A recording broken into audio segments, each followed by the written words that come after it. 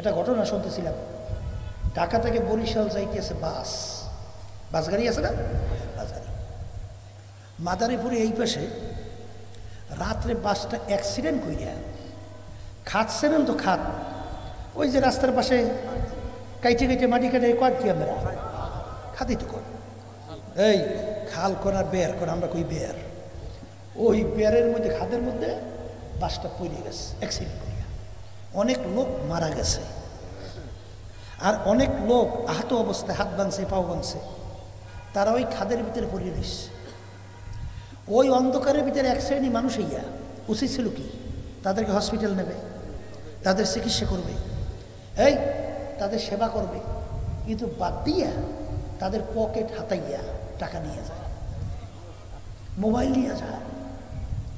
তখন এই আহত অবস্থায় বলতেছে, ভাই আমাদের সামনে কত মানুষ মারা গেল আর আমরা আজকে হাত পাও ভেঙে এরকম পড়িয়ে আছি, আপনারা আমাদেরকে চিকিৎসার জন্য সেবা না কইরা আমাদের পকেট থেকে সম্পদ, টাকা, মোবাইল টোকাই নিয়ে যাইতেছে। এরা মানুষরা কুত্তার চেয়েও খারাপ। আর কাছে কর,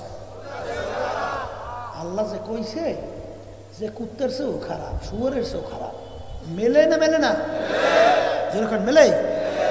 এখন আমার বাজানদেরকে বলবো, এই যে মানুষের আকৃতি, সুরাত, অঙ্গ প্রত্যঙ্গ, এটাকে মানুষ বলে? হ্যাঁ, মানুষ কাকে বলে? ওই যে কলব, কলব বলেন কি, যার কলব ভালো সে ভালো মানুষ, যে কলব ভালো যার সে ভালো মানুষ। কথা ঠিক কিনা? শোনেন, যাদের কলব খারাপ, আল্লাহ রাব্বুল আলামিন বলছে যেগুলো কুত্তা শুয়োরের চেয়েও খারাপ, এই আল্লাহ বলতেছেন আমি ওদেরকে চক্ষু দিছি, চক্ষু দিয়ে দেখে ওরা কেমন জানি দেখে না, আমি কান দিছি শোনার জন্যে, ওরা শুই নাও শোনে না, জবান দিছি কথা বলার জন্যে, হক কথা যাই নাও বলে না, অন্তর দিছি বুঝের জন্যে, বুঝেও বোঝে না। এই মানুষগুলো পশুর চেয়েও খারাপ, যেটা বলেন। তাইলে যাদের কলব ভালো তারা আমাদের আলোচনা বুঝবে, আর একটু আস্তে কর। আর যাদের কপাল খারাপ, কলব খারাপ, বুঝবে